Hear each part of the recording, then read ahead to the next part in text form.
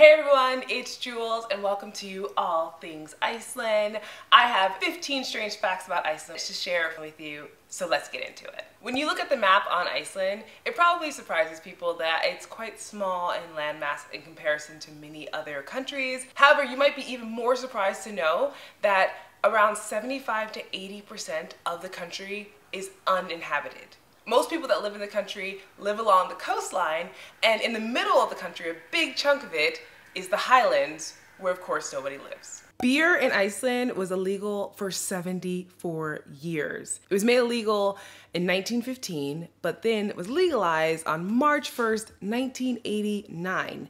Every March 1st afterwards has been known as Björdagur, or Beer Day in Iceland. During the month of Thorre, which is according to the Old Norse calendar, many Icelanders gather together to party and eat food of their ancestors, like fermented shark, sheep's head, and ram's testicles. In the summertime in Iceland, such as in June, July, and parts of August, there's 24-hour bright days. So basically, even though you can't see the sun, the sky is still lit up and quite bright during the evening, or what would be considered evening. But as we get into winter, we then have really long, dark nights. In fact, the shortest day of the year in Reykjavik, the sun is up for about 4 hours. Again, referring to the Old Norse calendar, the first day of summer, official first day of summer in Iceland, is in April, which is probably one of the strangest of them all. And that's mainly because the seasons, according to the Old Norse calendar, were split up winter and summer, and 6 months was given for each season. In the North Atlantic, the Mid-Atlantic Ridge is where the Eurasian and North American tectonic plates are slowly separating.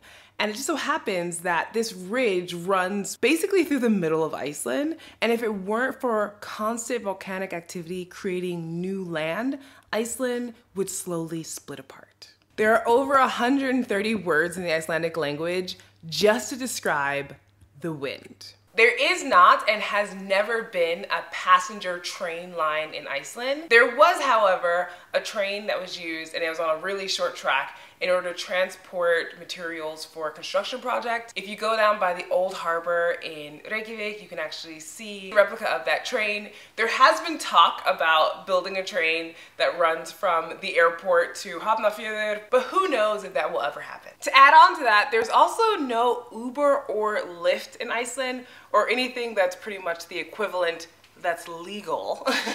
Maybe in the future it might be the case where there is a legal alternative to taking a taxi, or of course having friends pick you up. But at the moment, people find their own ways of ride sharing, or at least paying individuals who are not certified taxis in order to get from one destination to the next if they're not going to take public transport. People are often quite surprised and find it a bit strange that there's no McDonald's in Iceland. And there was at one point, but unfortunately it didn't survive during the crash of 2008.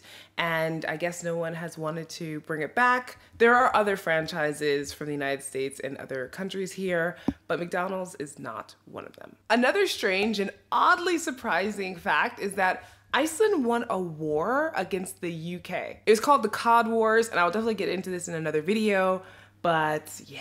It's pretty crazy to think that's even possible. The eruption of the volcano Laki in the 1700s actually caused a drop in the global temperature. In addition to that, many people believe that this drop in global temperature resulted in the French Revolution. So I guess people could indirectly thank Iceland for the French Revolution?